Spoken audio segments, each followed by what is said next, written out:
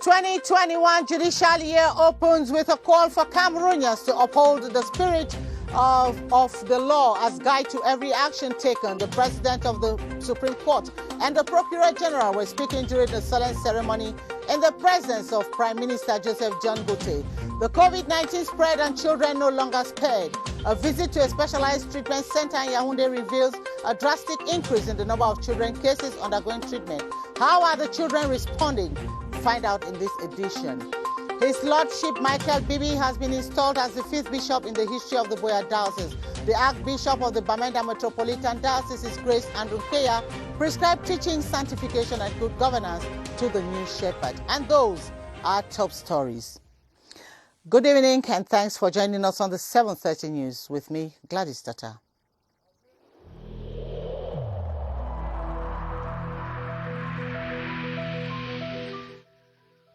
I urge you once again to put on your face masks, to wash your hands regularly, and to consult a physician or any other health personnel if you notice any symptoms. This is the only way to save lives and to curb the spread of the virus.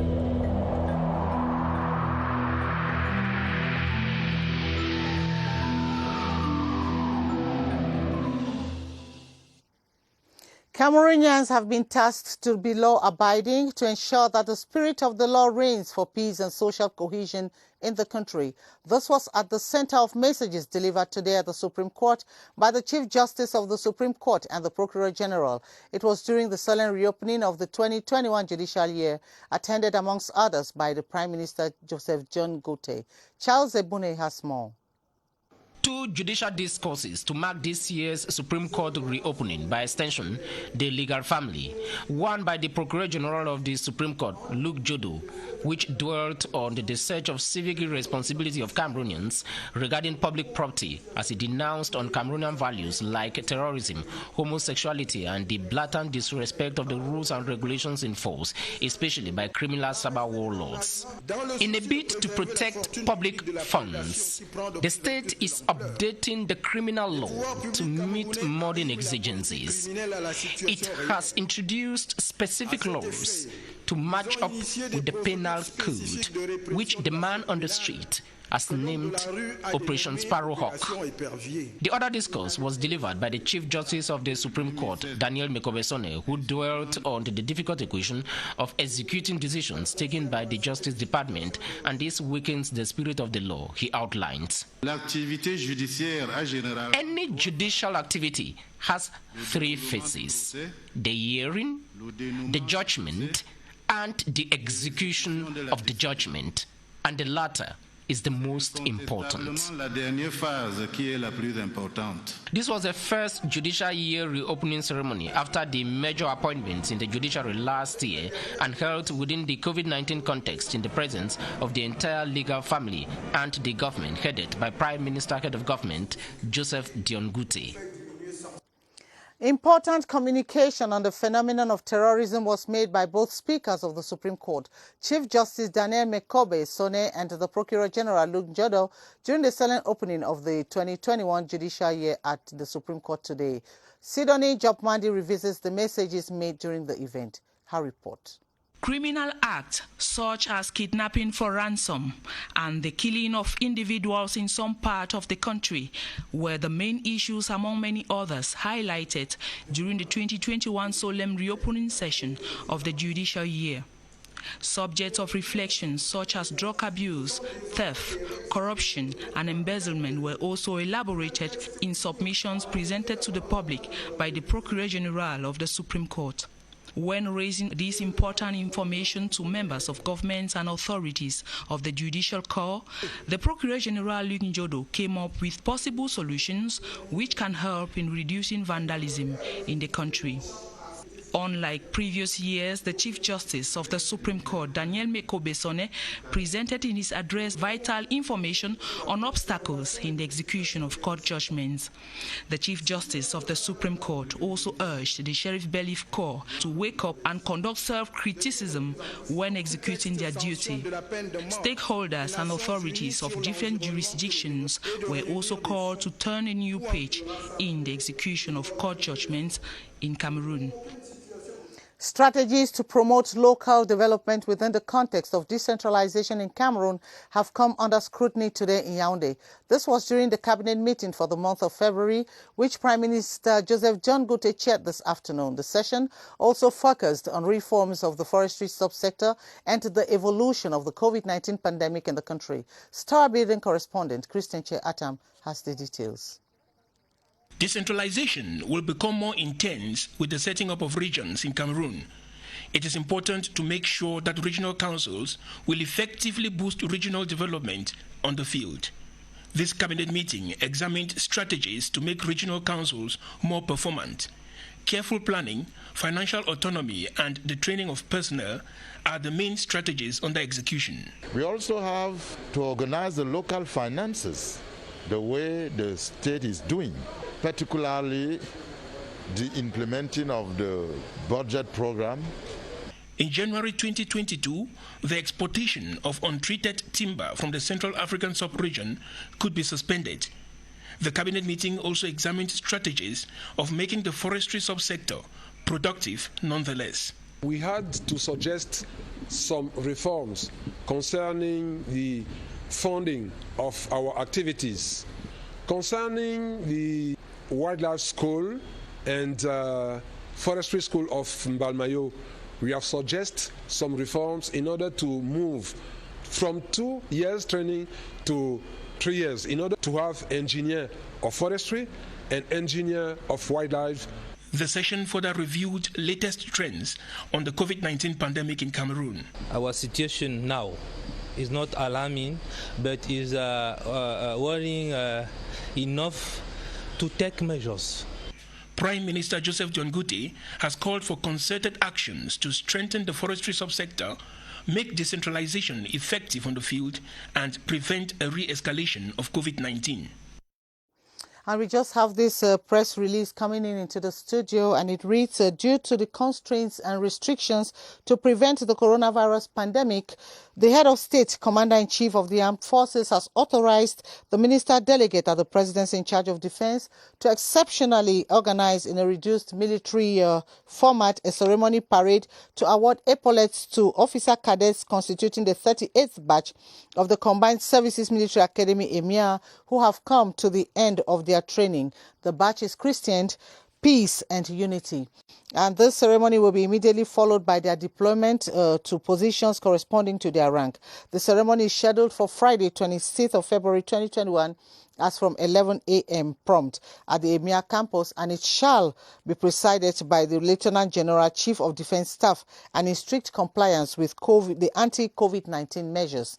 It is worth underscoring that in the absence of the head of state and the state dignitaries at this ceremony, due to the prevailing health context, does not in any way undermine the usual solemnity of graduation ceremonies of officer cadets at the end of their training at EMIA. The head of state, Commander-in-Chief of the Armed Forces, will again honor this long-standing tradition once the health conditions of the country shall permit. Lastly, the minister delegate at the presidency in charge of defense highlights the batch in honor this Friday, 26 February 2021, is composed of officer cadets from 6 countries: Cameroon, Congo, Brazzaville, Côte d'Ivoire, Gabon, Guinea-Conakry, and the Central African Republic. And it has been signed by the minister delegate at the presidency in charge of defense, Joseph Betty Assomo.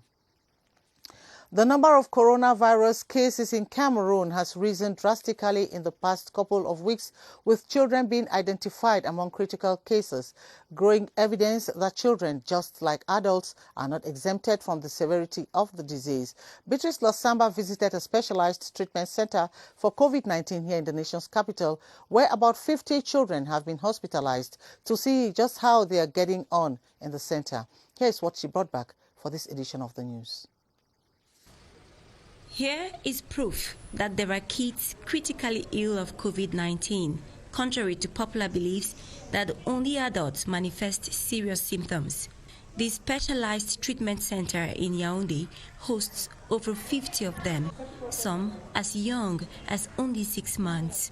The patients that are hospitalized in our pediatric ward wounds come with respiratory distress, fever, cough. They will come with like some discrete symptoms like gastrointestinal disorders, vomiting and diarrhea, skin manifestations. The Orca Treatment Center wears an expert look as it deals carefully with this delicate age group, adapting care and treatment to their specific needs. We still use hydroxychloroquine and azithromycin, and these drugs are given to the children based on their weight. To keep their moods high up there, the children are allowed to have their mothers by their side and are given psychological support tailored for their state of mind. We are always at their bedside to provide warmth and be a second mother to them, she says. Across the country, more cases of children with COVID-19 are reported, just like adults, growing evidence that children can catch and transmit COVID-19 at similar rates to adults. COVID-19 is wreaking havoc as Cameroon witnessed the second wave of the virus, of the pandemic. Medical practitioners now have the pressing duty to protect their health and that of their patients. Laris Nane Epote is in Seattle, Douala, and talked to the regional delegate of public health for the littoral region, who now gives the level of preparedness in that region. Her report. Cameroon is already hit by the second wave of the COVID-19 pandemic, and it is a question for health practitioners who are at the forefront in fighting the pandemic to be more alert and cautious of the situation to properly handle the cases that might come their way. This, according to the Littoral Regional Delegate for Public Health, measures have been provided for them to tackle the situation. We are working on increasing everything, our effort in the point of entry of the country. We are working on having more beds than what we have now. We are also working on the labs so that we have more capacity of testing people. To better handle the situation, health facilities have been provided with materials for this purpose, as they will in the days ahead screen a good number of persons. The isolation center at Hiasa is equally being prepared to accommodate and cater for both severe and normal cases. The disinfection of hospitals and other public places are equally a necessity to avoid a vast spread of the virus. Parents in Kolofata, the subdivision that has suffered the most from Boko Haram, have been enjoined to convince their children who are in the sect to drop their arms and join the DDR center in the far north. This was the key message from the Senior Divisional Officer for Mayo Sava, Roger Safo, who, while presiding over a working session in Kolofata to reinforce security. Present were defense and security forces, members of vigilante groups, traditional and municipal authorities, as we hear in the following report with CRTV's Far North correspondent, Henry Tato Ekambi.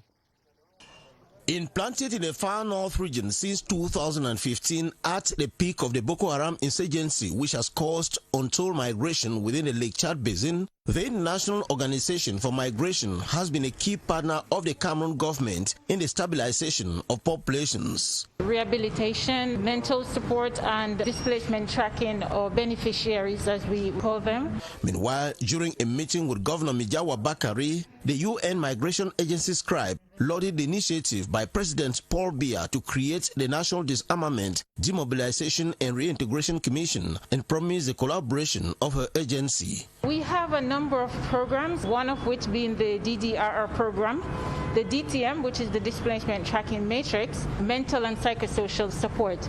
And all of this combined is geared towards identifying the needs to ensure proper capacity building, reintegration. Similar engagements have been taken by Maureen Maggie, Regional Director of the Norwegian Refugee Council for Central and West Africa. Our dossier from the regions tonight takes us to the south, where recurrent massive bushfires sparked by traditional farming techniques have devastated from farmlands in some parts of the Villa division in recent weeks. Though no lives have been lost, farmlands and cocoa plantations have, however, been consumed by the flames, and also electric poles and cables along at the base of the Electricity Development Corporation near Ebolova raised by this wildfire. Clarence Aze reports on the bushfire phenomenon in the south region. Scars of the bushfire which ravaged parts of the slopes of Mount Ebolova last week are still evident. Residents of the area at the New Bell neighborhood say the flames were so fierce that they thought could engulf their homes. The fire came from the other neighborhood.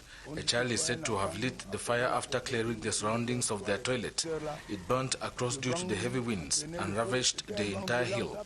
The bushfire also dealt a huge blow on cocoa farmers in Mangong subdivision.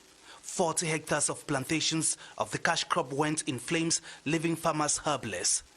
In this other locality on the outskirts of Ebolova, where the Electricity Development Corporation, EDC, has one of its base, cables, electric poles and other valuable equipment were ravished. This fire has burnt across 2 kilometers, destroying many farms. We tried putting out the flames some 500 meters from this base, but it didn't work. The bushfires have been blamed on poor farming techniques practiced by farmers as they prepare their farms ahead of the planting season. Administrative authorities are taking necessary measures to quench the consuming flames and sensitizing farmers to stop igniting more. Following this recurrent bushfire in Ebolova and its environs, South regional authorities have called on the population to alert the fire brigade in case of any fire outbreak. Our South regional correspondent, Pontianos Lawang, looks at some of the causes of bushfire and measures taken to prevent such a phenomenon. His report. Barely weeks to the start of the 2021 farming season in the South region, farmers are busy preparing their farms. However, unhealthy farming methods, notably slash and burn, have in most cases caused wildfires with tens of hectares of plantations consumed, leaving farmers dispirited. What we are doing now is to sensitize the population that they should avoid putting fire near the city. And if they are obliged to do so because they have some activity, farming activity to perform, they should make sure that they are able to control the fire. As competent officials sensitized in favor of a mentality switch, the firefighting brigade has mobilized human and material resources to immediately intervene should the need arises, but are faced with a number of difficulties. Le feu de Nouvelle. Let's take the case of the New Bear fire incident. The fire was on the slopes of the mountain, about 10 meters high, and we couldn't reach there with water. Since there were many houses around, we had to clear a fire path around so as to control it growing wider. In addition, we have just one recognized water source in Ebolova that is situated around Bengo Hotel. The dry season is harsh in the equatorial rainforest, and apart from non-conventional farming methods, other human activities, experts say, could also favor bushfires. For example, throwing cigarette stumps carelessly could also have disastrous consequences. Committee members of the Integrated Planning and Development Program JA Mining Loop and the adjacent border area Padilla have resolved to ensure the rehabilitation of road networks affected by the McKean Hydroelectric Dam project. This is one of the decisions taken during the 11th and 12th sessions of orientations and supervisions organized during the patronage, under the patronage of the Minister of the Economy, Planning and Regional Development, Alamin Usman May. Ewane Epole is a man on that beat. The Integrated Planning and Development Program for the JA Mining Loop and the adjacent border area, Padilla, has as main objective to improve the living conditions of populations and promote cross-border trade through the development and construction of socio-economic infrastructures and institutional support in the southern and eastern regions. During the 11th and 12th sessions of the Orientation and Supervision Committee holding in Yaoundé under the patronage of the Minister of Economy, Planning and Regional Development, the sum of 2.3 billion CFA francs was adopted as budget to finance development projects in the municipalities in 2021. We are operating on the field for about 3 years now, and we have already constructed boreholes and pipe-borne water. Committee members of the Padilla project are also expected to rehabilitate the road network affected by the Benkim hydroelectric dam while pursuing activities launched in the previous years. The Minister of the Economy, Planning and Regional Development has received in audience the Ambassador of the Republic of Tunisia to Cameroon. During the audience, His Excellency Karim Ben Bedoui outlined projects to be undertaken in the country within the framework of bilateral ties between Tunisia and Cameroon. Here is Minister Alamin Ousmane Mey in an interview granted by Crtv.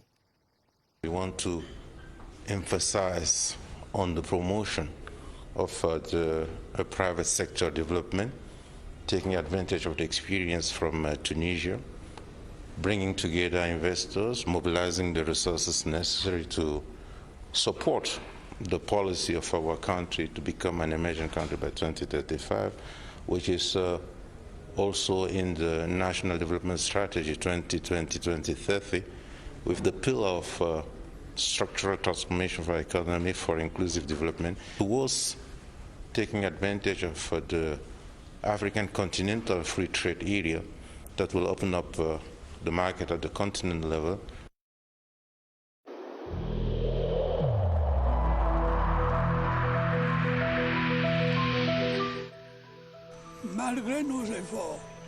Despite our efforts, COVID-19 plunged many families into mourning and seriously hampered the functioning of our economy and society.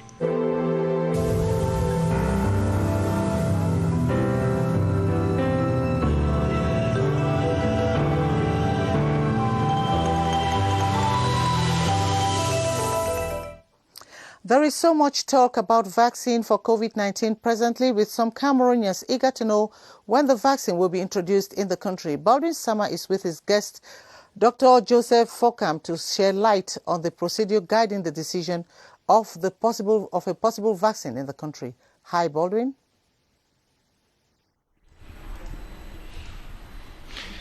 Actually, Gladys, I should say it has been a talking point in Cameroon ever since we had the outbreak of the coronavirus, a talking point on the possibility of having a vaccine as far as limiting the spread of the coronavirus is concerned. But actually, in Cameroon, where are we so far with the much talked about vaccine? Let's find out from our guest, Dr. Joseph Fokam, who is a virologist. Good evening to you, Doctor. Good evening, Baldwin. Many Cameroonians are so eager to know where are we so far with this much talked about vaccine as one of the solutions to this deadly virus, the coronavirus.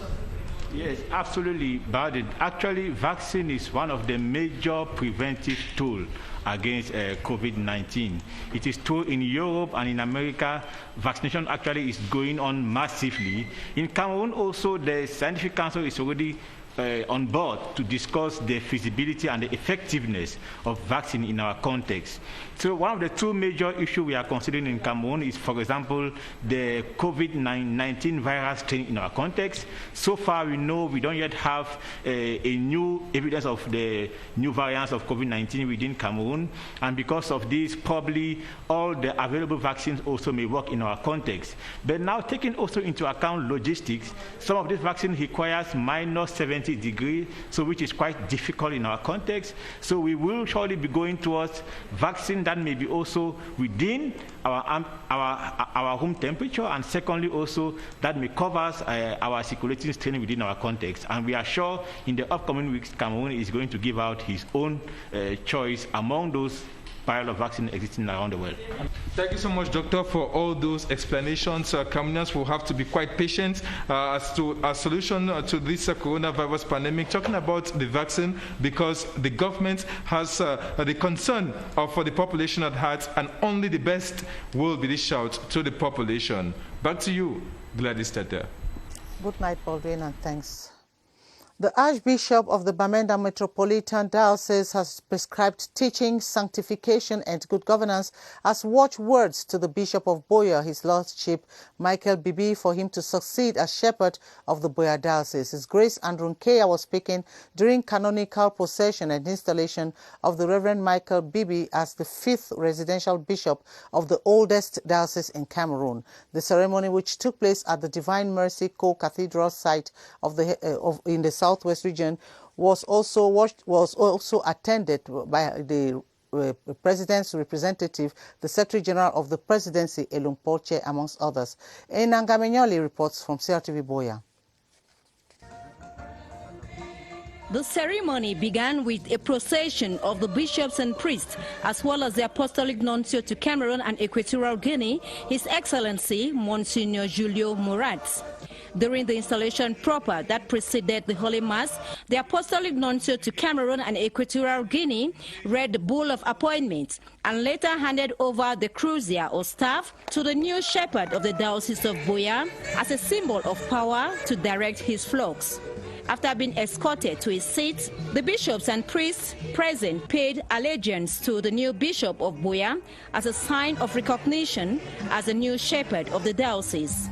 To the priests and Christians of the Buea Diocese, Bishop Nkea exhorted them to love, obey, and respect their new bishop. We are going to put our heads together to see how we can continue to work together as a family in order to improve on our spiritual lives, on our pastoral ministry, and to see how we can get good accommodations for our churches and our priests. Born in 1971, Bishop Bibi was admitted into the St. Thomas Aquinas Major Seminary, Bambui, and ordained in April 2000. And on the 5th of January 2021, Pope Francis appointed him as the 5th residential bishop of the oldest diocese in Cameroon. The level of execution of ongoing projects in the Ocean Division of the South Region has been assessed by the Senior Divisional Officer Nohu Bello. The SGO, who has undertaken his maiden socio-economic tour of the division following his commissioning into office, used the occasion to call on youth to engage in acts of creativity and desist from unholy behavior. Alice May completes the story in the following report.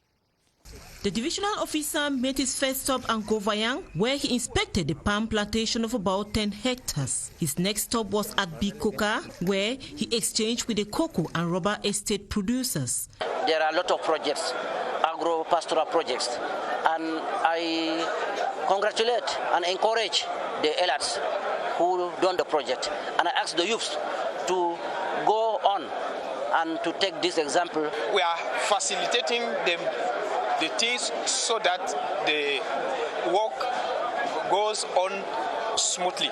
We are sensitizing the population along the road to not develop hostilities towards the workers. His next port of call was at the Lolodov Kribi access, after which he had discussions with fish farmers. I decided to do fish farming in order to satisfy my ambitions. The administrative officer rounded off his visit with a call for the population to work towards promoting social cohesion and peace. L'Ambitieuse is the brainchild of CRTV's Rachel Malongo. While presenting the book this Thursday in Yaoundé in the presence of colleagues, she explained how some women use malicious means to achieve their selfish ambitions. The author equally used the occasion to discourage the practice of witchcraft. The lessons to learn, according to her, are many and must be taken very seriously to avoid the temptation of being caught in the dragnet and embarrassment. In sports, Cameroon's under-20 national football team have been eliminated from the 2021 Africa Cup of Nations of their category in Mauritania. The team lost to the Satellites of Ghana 2-4 after post-penalty shootouts. The selections had earlier on played a 0-0 draw at regular time, then a 1-1 draw at prolongations.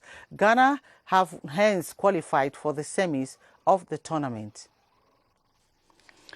And the fourth session of the pilot committee of the rural we shall not be having that report. And it is here we draw the curtains on this edition of the 7:30.